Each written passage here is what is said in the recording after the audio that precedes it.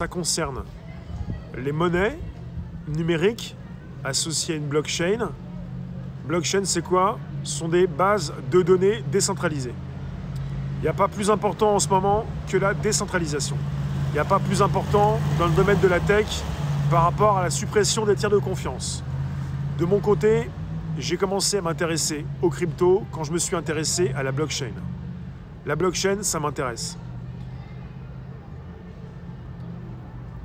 Essayez justement de vous concentrer, s'il vous plaît. On partira après sur des noms, de crypto, sur des personnes aussi associées à tout ça. Bonsoir vous tous. Blockchain, en français, chaîne de blocs, base de données décentralisées, grand registre public ou privé. On parle de blockchain qui s'associe aux cryptos pour les sécuriser. On parle justement de projets, de crypto et de blockchain. On est sur des lives. Vous êtes sur une application américaine qui a été rachetée par un Chinois, Monsieur Sun, qui a une fondation Tron avec une monnaie qui s'appelle la monnaie TRX. Une des monnaies les plus prometteuses en crypto, classée dans les 20 premières. On est parti avec des monnaies numériques qui pourraient remplacer pas mal de monnaies. Après, je ne vous dis pas que ça va remplacer votre euro, mais vous êtes face à des crypto-monnaies. Et pourquoi la crypto? Parce que ça a commencé en 2008. On était en pleine crise financière, krach boursier, mais je pense que ça a été même créé avant. Mais pour la version officielle, on est parti sur une crypto qui s'est installée, le Bitcoin. La première crypto, c'est le Bitcoin. Et je vous ai régulièrement dit, ça ne m'intéresse pas, je ne vais pas trop en parler. Parce que véritablement, ce n'est pas ce qui m'intéresse le plus. Ce qui m'a souvent intéressé depuis 5 ans, parce que je parle de tech, c'est la blockchain. Et je parle de crypto en ce moment. Pour ceux qui ne dérapez pas, s'il vous plaît. Je vous parle des débuts, pourquoi j'ai commencé à penser à la crypto. Parce que depuis quelques mois, c'est beaucoup plus important pour moi comme pour vous, et je peux beaucoup plus en parler, parce qu'on n'est pas chez les GAFAM, chez Google, Apple, Facebook, Amazon, Microsoft. Attends. Odile, soi-disant journaliste. On n'est pas en direct là?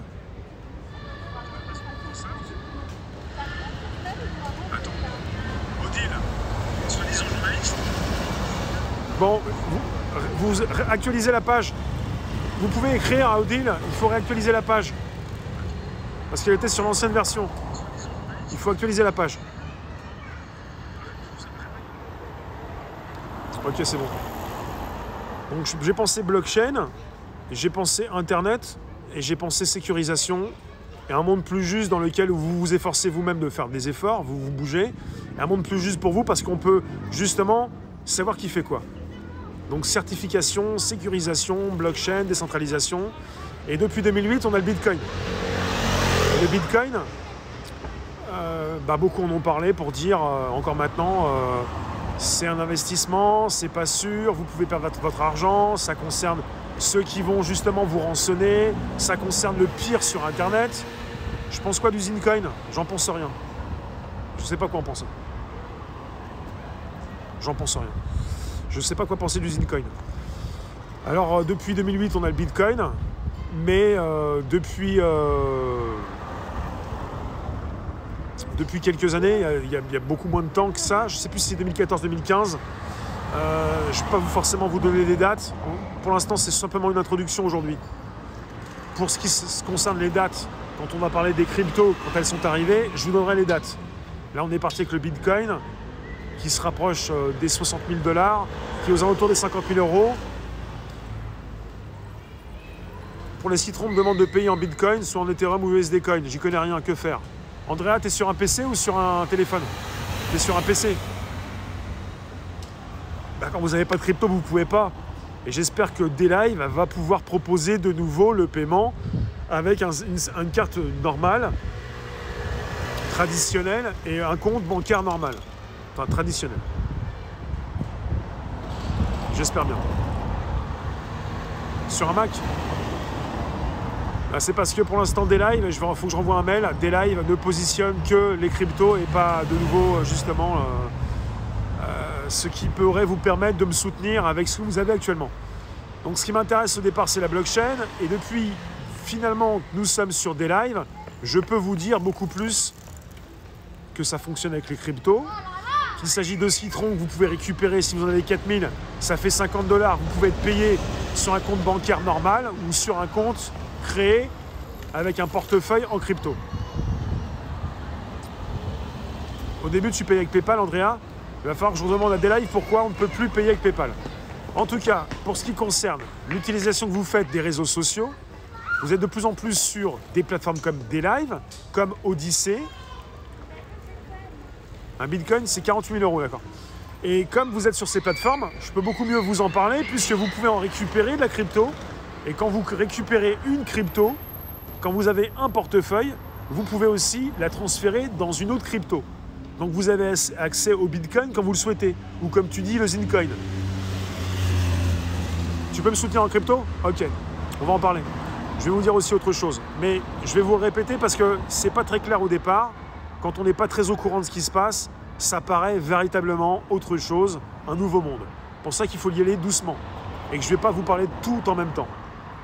Je vais voir ceux qui sont sur Odyssey. Et qu'on fera donc un live de 30 minutes régulièrement, tous les soirs. Et ceux qui sont encore sur Odyssey, on parle de crypto maintenant. Il y a Brave aussi, ouais. Il y a Brave aussi, un navigateur associé à DuckDuckGo, moteur de recherche.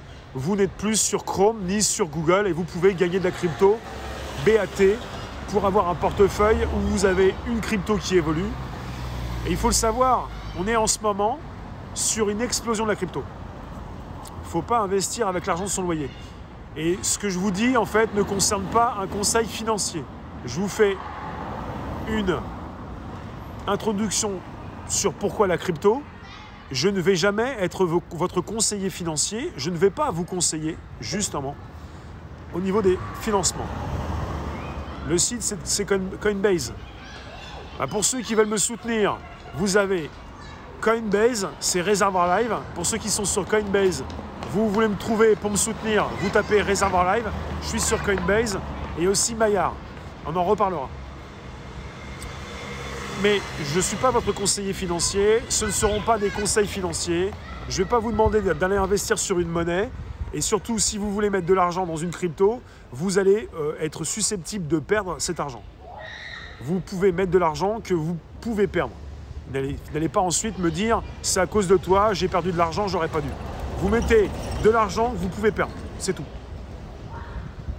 Parce qu'en ce moment, vous en avez qui veulent acheter, ils vont vendre, acheter.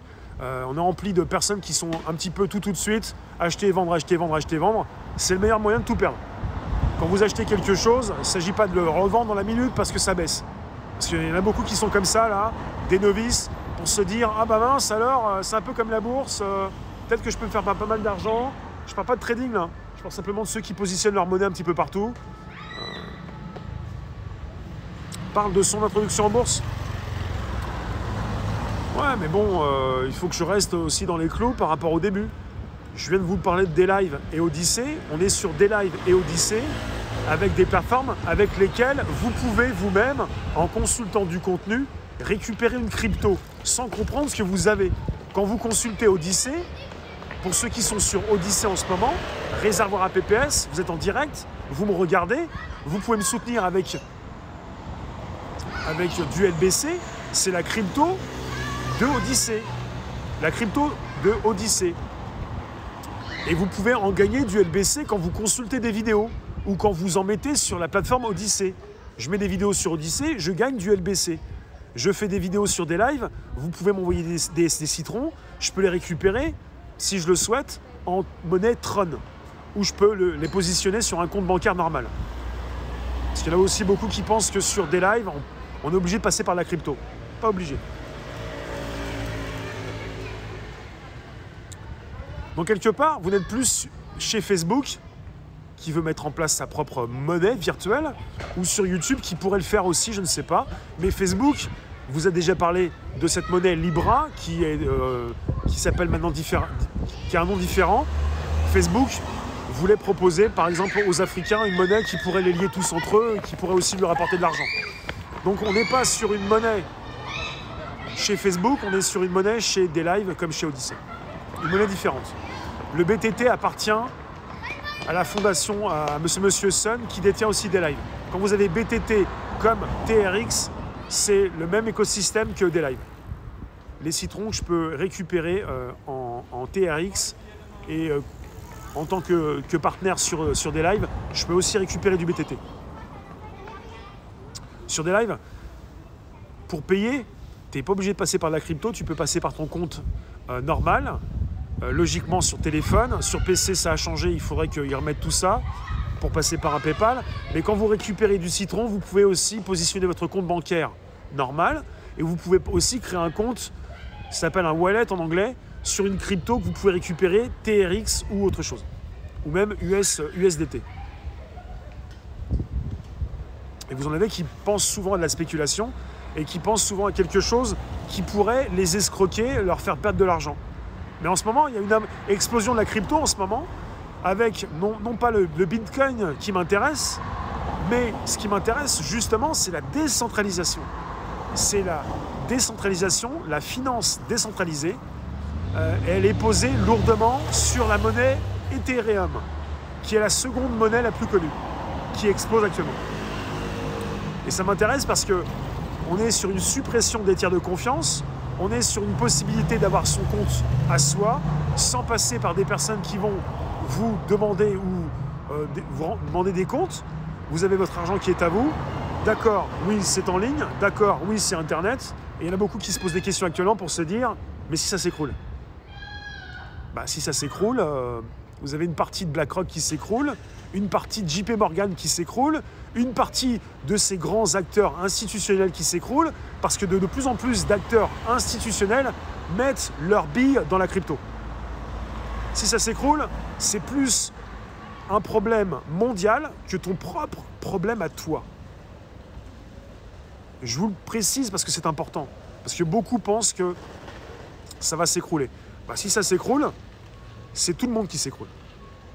Et là, tu auras beaucoup plus de problèmes parce que tu as perdu ton argent et finalement, tu auras beaucoup plus perdu que ça. Et Myriam nous dit, tout va s'écrouler, oui. Bah, si tout s'écroule, c'est plus un problème personnel. Salut Alligator.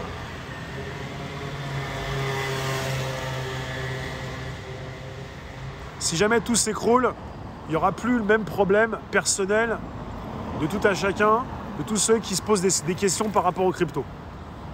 Donc je pars du principe pour l'instant que tout ne va pas s'écrouler. En tout cas que la crypto, ça continue. Parce que j'écoute tout un chacun. T'as pas confiance dans la crypto. Ouais, mais bon. Ça me fait penser aussi également à tous ces Français qui n'avaient aucune confiance dans le paiement par Internet, avec maintenant de plus en plus de Français qui s'y mettent. Après, vous avez la tech qui s'installe et des personnes qui ne vont pas vous forcer. Hein. Moi, je ne vous force rien du tout. Je vous explique ce qu'on a et c'est assez puissant. Parce que finalement, on est en face d'outils assez importants qui remettent en cause aussi beaucoup de choses.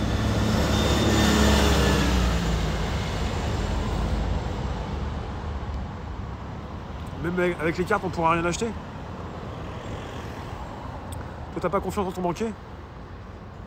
Si tu n'as rien, ça s'écroule. Tu as toujours rien, ou moins que rien. D'accord. Donc, dites-moi si vous n'avez rien compris, mais pour ceux qui ne comprennent rien, pour ceux qui n'envisagent pas la crypto, on est dedans. On est sur une plateforme décentralisée, monétisée, avec une crypto-monnaie, avec plusieurs, mais avec une possibilité de se faire payer même sur un compte bancaire normal. J'aime pas beaucoup ce mot-là. Les citrons se transforment soit en euros, directement, sur votre compte bancaire. Les citrons peuvent se transformer en TRX, la monnaie Tron, qui aussi est possédée par celui qui a créé cette monnaie. Il y a aussi la question qui se pose, surtout pour... Bon, j'ai plus d'eau, mais ça va être compliqué parce que c'est le retour du pollen et je peux pas trop bouger. Donc je vais parler doucement. T'as pas confiance en la crypto, c'est quand que tu as fait confiance à l'argent.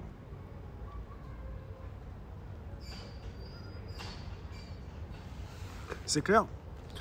Donc finalement, j'ai commencé par vous parler du Bitcoin qui s'est installé juste après la grande crise de 2007-2008, même s'il a pu être créé avant. Et il y en a beaucoup qui se posent des questions à savoir, mais si ce sont des privés, des particuliers qui ont créé telle ou telle monnaie, rien ne me dit que ces personnes ne peuvent pas, ou peuvent justement, vont pouvoir peut-être magouiller quelque chose, avoir une clé secrète pour récupérer un maximum d'argent. Il faut le savoir.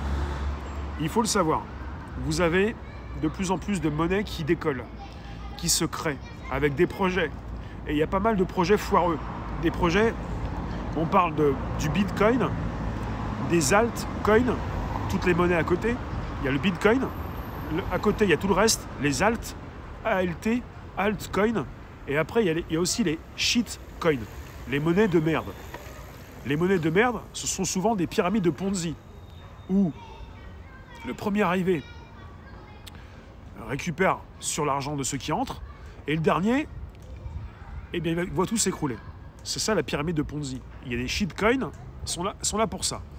Et là, je voulais vous lire un article, justement. Un article intéressant, puisque vous avez Elon Musk, qui, samedi dernier, au Saturday Night Live, il y en a qui disent CNL sur Twitter, le Saturday Night Live, une émission humoristique sur une grande chaîne de télévision américaine, il a présenté cette émission. Et il faut le savoir, depuis quelques années, je pense beaucoup plus depuis 2019, vous avez une monnaie qui est sortie qui s'appelle le Dogecoin, un chien. Une monnaie qui ne sert à rien, mais qui est devenue la monnaie, la 4e plus grande monnaie dans les cryptos. Et Elon Musk tweet régulièrement. Et ce qui se passe, c'est que dès qu'il tweet, ça remonte la monnaie. Il y en a qui pensent qu'il fait partie des baleines. Une baleine, c'est quelqu'un qui détient beaucoup d'une crypto-monnaie. Il aurait 22 milliards. Donc c'est peut-être pour ça que, si c'est lui, Elon Musk, peut-être pour ça que quelque part, il continue de tweeter. Et j'ai un article assez intéressant. C'est pas celui-là. Elon Musk a retweeté récemment. Alors c'est... SpaceX accepte le Dogecoin comme paiement pour lancer une mission lunaire l'année prochaine. Et ça, c'est en date du 9 mai. Reuters. SpaceX lancera la mission Doge 1 vers la Lune au premier trimestre de l'année prochaine. La société de fusée commerciale d'Elon Musk acceptant la crypto-monnaie inspirée des mèmes, le Dogecoin, comme paiement. Alors, nous sommes ravis de lancer Doge 1 sur la Lune, a déclaré Tom Ochinero, vice-président des ventes commerciales de SpaceX, dans le communiqué publié par Geometric Energy. Cette mission démontrera l'application des crypto-monnaies au-delà de l'orbite terrestre et jettera les bases du commerce interplanétaire. Musk a déclaré sur Twitter en avril que SpaceX allait mettre un Dogecoin littéral sur la Lune littérale. Le Dogecoin a perdu plus d'un tiers de son prix dimanche après que Musk l'ait qualifié d'arnaque lors de sa participation à l'émission de télévision à sketch Saturday Night Live. Les tweets de Musk cette année ont transformé la monnaie numérique, autrefois obscure, qui a commencé comme une blague sur les médias sociaux, en un rêve pour les spéculateurs. Donc en fait, elle est devenue la monnaie numéro 4 après le Bitcoin, l'Ethereum et la numéro 3, logiquement, si ce n'est pas le XRP, le Ripple. Enfin, il faut que j'aille vérifier, ça bouge beaucoup en ce moment. Non, le 3, c'est le BNB. Il y a Bitcoin, Ethereum et la Binance, la monnaie de chez Binance. En gros, il demande des dons, il va faire couler les cours et tout rafler, mais c'est légal. Il ne demande pas des dons, il s'amuse. Qui a lancé cette idée et quand la monnaie crypto? Ça a commencé... on ne sait pas si ce sont plusieurs personnes ou une seule personne.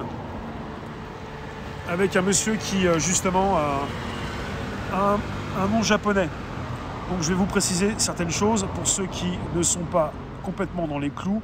Et finalement, si je reprends ceci, je vais vous le dire. Alors, on est sur un Bitcoin qui est à 47 788 €.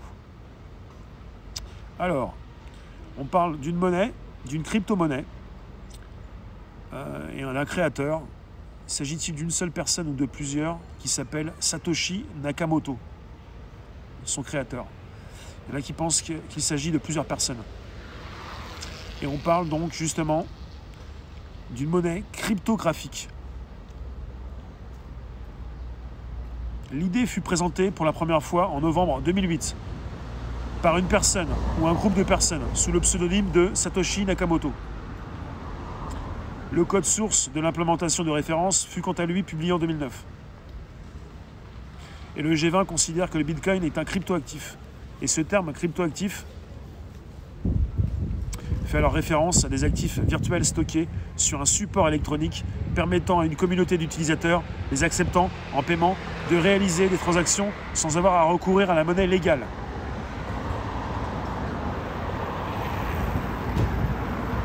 Alors quand on me dit ne pensez pas que ceux qui gèrent la planche à billets vont laisser faire des monnaies de remplacement. Eh bien, les banques acceptent. Les institutions financières acceptent. BlackRock investit. On n'est plus en 2008. Il y en a beaucoup qui sont toujours 10 ans en arrière. On est en 2021. Et vous avez de plus en plus d'institutions financières qui, justement, acceptent. Le minage, c'est la création de monnaie. Le minage, c'est la possibilité de créer la monnaie et de la sécuriser avec une blockchain. Le minage, c'est ce que font ces personnes qui ont des ordinateurs avec leurs cartes graphiques et qui présentent leur puissance de calcul. Parce que la puissance de calcul, désormais, sur les ordinateurs, provient principalement et grandement d'une carte graphique. Et les cartes graphiques chez Nvidia, qui est un des plus grands constructeurs de cartes graphiques au monde, en ce moment, sont souvent en pleine pénurie. Parce que de plus en plus de personnes veulent miner du Bitcoin et il y a de plus en plus de minage du Bitcoin qui se fait en dehors de la Chine, qui souhaite réglementer et un petit peu interdire tout ça. Donc il n'y a pas que le Bitcoin. La seconde monnaie est la plus importante pour moi et pour beaucoup, puisqu'en ce moment, c'est l'ETH, l'Ethereum qui explose. Avec l'Ethereum, la seconde monnaie crypto au monde, qui héberge, qui soutient une grande partie de la finance décentralisée.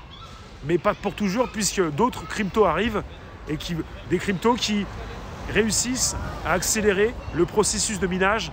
Et on parle de scalabilité, d'une possibilité pour une monnaie de rapidement exécuter des calculs.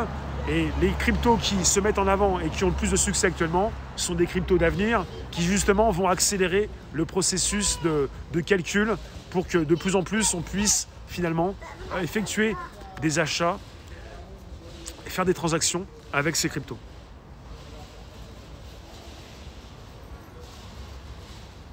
C'est de la spéculation comme à la bourse.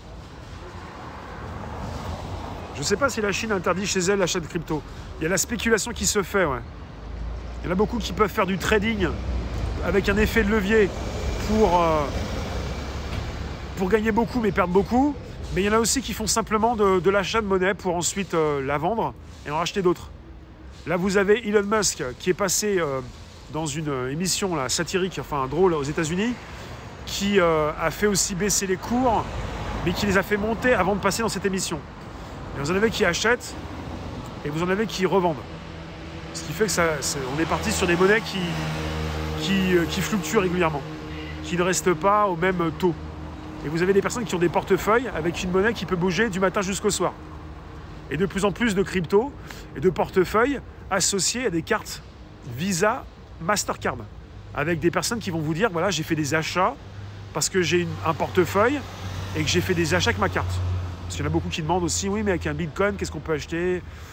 Il ne s'agit pas simplement du Bitcoin, hein. Il y a des milliers de cryptos. Vous pouvez avoir 10 € en Bitcoin, 10 € en ETH, 10 € en BNB, 10 € en Doge, 10 € en ça. Et puis ça vous fait... tout est accessible avec une carte avec laquelle vous pouvez payer votre baguette. Tu crois avoir entendu que Daylive est décentralisé. Mais si ça appartient à un Chinois, c'est le PCC qui en est le propriétaire. C'est ce que tu penses. Daylive a été créé par les Américains et a été racheté par un Chinois qui détient qui a créé une des crypto-monnaies les plus importantes. Il faut le savoir. Le Tron, la monnaie Tron, même une fondation. En tout cas, sur Daylive, comme sur Odyssey, qui a été aussi créé par les Américains, on est parti sur de la décentralisation. Et il faut différencier des entreprises qui sont créées par les Chinois ou des Américains. Parce que entreprises créées par des Américains, c'est aussi géré par l'État américain. Entreprises Facebook, il y a des accointances comme Microsoft avec l'État américain, avec l'armée américaine. Entreprise chinoise, il y a des accointances et ça peut être aussi à distance supervisé par les Chinois, par le pouvoir chinois. Mais quelque part, il n'y a pas de grosse différence avec ce qui se passe aux États-Unis. Mais la différence, c'est qu'on n'est pas avec une entreprise comme une autre, on est avec des entreprises qui gèrent des plateformes décentralisées et des monnaies crypto. La différence est importante. C'est dans un de mes lives que je disais qu'on pouvait investir dans l'art en crypto. Je n'ai pas commencé à vous parler des NFT, mais ça s'appelle les non-fungible tokens. Là, on est parti avec des jetons fongibles, comme de la monnaie traditionnelle, fongible. Mais là, ça concerne la rareté sur Internet, les monnaies non fongibles. La possibilité d'avoir des œuvres d'art numériques. Mais c'est quand on met quelque chose dans une blockchain. On n'est pas sur quelque chose d'unique parce que tu conserves encore ta photo, ta vidéo, ton œuvre d'art, mais tu la positionnes dans une blockchain, elle est certifiée, sécurisée, elle y reste, elle peut être revendue à l'infini. Mais je n'ai pas envie de tout t'avancer pour ce direct qui concerne simplement, justement, une question: pourquoi la crypto? C'était à l'époque, en tout cas d'une version officielle, avec une personne unique, on n'est pas sûr, une possibilité de s'affranchir d'une monnaie traditionnelle, de la finance traditionnelle. Et depuis justement toutes ces années, depuis 2008 et depuis ces derniers mois, on est parti sur une proposition d'une finance décentralisée qui s'installe grandement sur la seconde crypto, l'Ethereum. Et la finance décentralisée, c'est aussi la suppression des tiers de confiance. Tu ne vas pas voir ton banquier.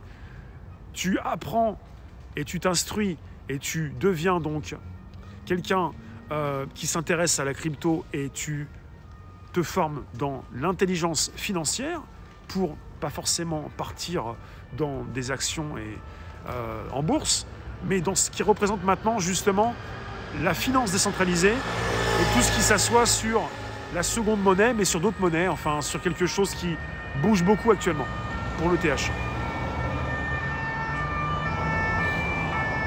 Tu soutiens Réseautron et BitTorrent.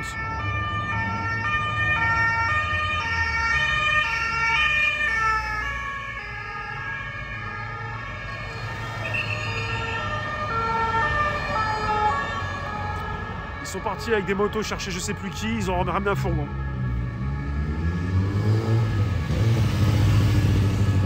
Alors, ton slip, tu me dis que c'est là, il faut toujours pouvoir palper son argent.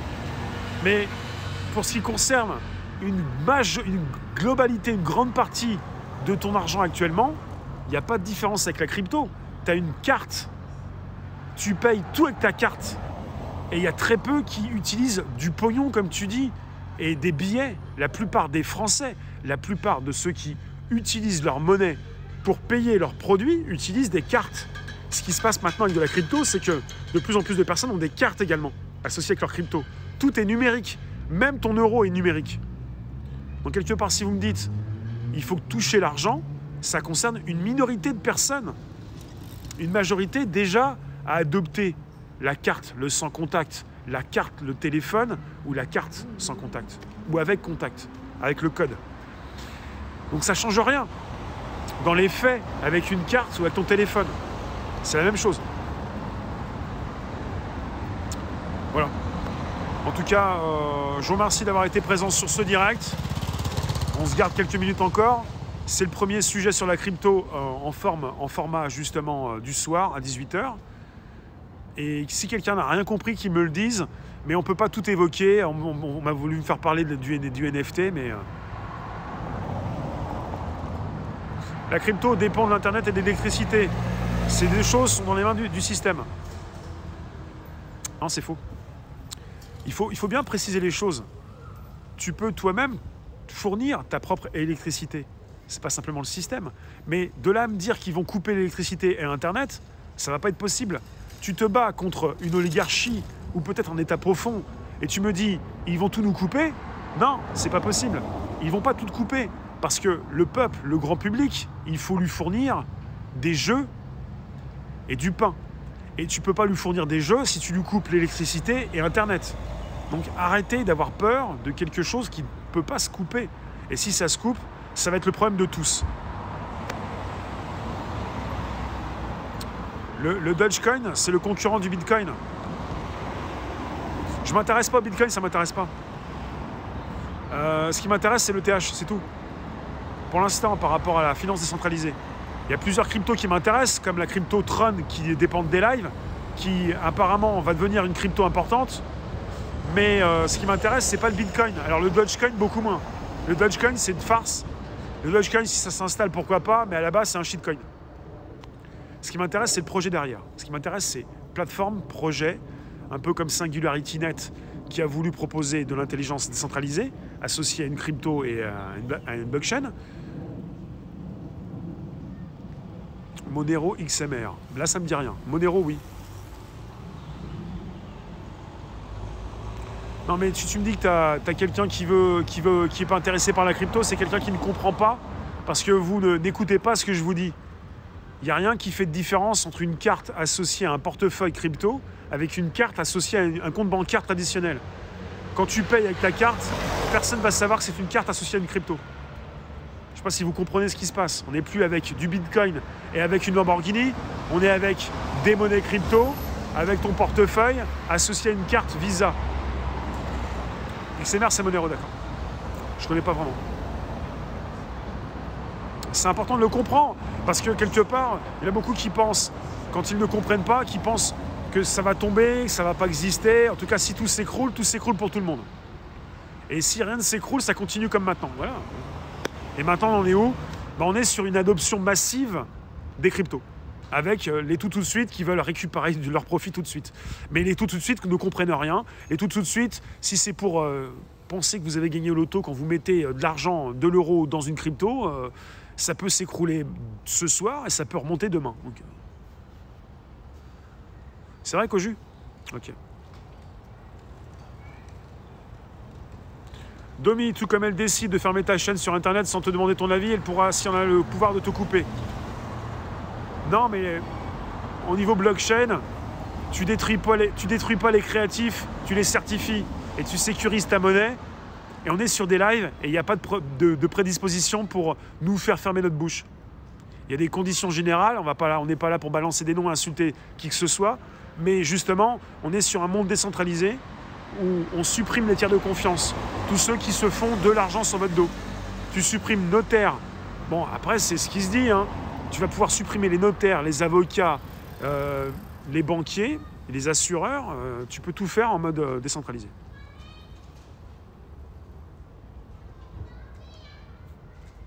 Ton slip, t'es quand même malvenu pour me donner des conseils, hein, parce que moi je ne suis pas là pour vous donner des conseils financiers. Je vous remercie, je vais vous laisser dans 2 minutes. On se retrouve demain pour un nouveau podcast 13h30, suivi d'un 16h-17h pour la première partie, 17h-18h pour la seconde partie, et la troisième à 18h pour un nouveau sujet crypto. Non mais pour vous y pencher, pour terminer ce sujet, si vous voulez vous y pencher, venez vous abonner sur mon Live maintenant. Venez vous abonner sur ma chaîne Odyssée et venez gagner du LBC sur Odyssée, des citrons sur des lives et venez voir ce que ça fait dans votre portefeuille dès ce soir. Si vous touchez du citron, si vous touchez du LBC sur Odyssée. Et voilà. Il ne s'agit pas de penser qu'on va vous faire les poches. Non. Il s'agit de penser que vous n'êtes pas chez YouTube, chez Facebook et que vous pouvez récupérer quelque chose. Évidemment, il s'agit de très peu de monnaie au départ. À vous de mettre des vidéos sur Odyssée si vous voulez. À vous de voir si vous touchez plus. À vous de voir que quelque part, vous pouvez transformer votre LBC en Bitcoin, en Ethereum, en Dogecoin et aller toucher un petit peu ça du doigt pour voir comment ça se passe. Mais tout est associé à des plateformes de diffusion. Tout est associé à Internet. Et après, si vous me dites « Ah oui, mais s'il y a une guerre nucléaire », en même temps, vous êtes parti dans un film de science-fiction. Mais bon, je comprends qu'en ce moment... je vous remercie. Je vous remercie. À demain pour nouvelles aventures et on se retrouve. Merci d'avoir écouté, merci d'avoir été présent. C'est important pour moi d'expliquer ce qui se passe et pour ceux qui pourraient nous retrouver pour différents sujets sur la crypto avec des titres bien précis qui pourront alerter ceux qui voudraient s'alerter sur ce qui se passe parce qu'il se passe des choses. Ça commence à bien prendre. Démocratisation, installation. Merci vous tous. À tous et puis à demain. Donc les horaires, 13h30 podcast, 16h YouTube, Facebook et consorts pour un sujet d'actu, 17h des lives, sujet d'actu décentralisé, beaucoup moins censuré, et 18h pour un sujet crypto. Merci vous tous et à demain. Et Telegram, réservoir-du-bas, live. Merci vous tous.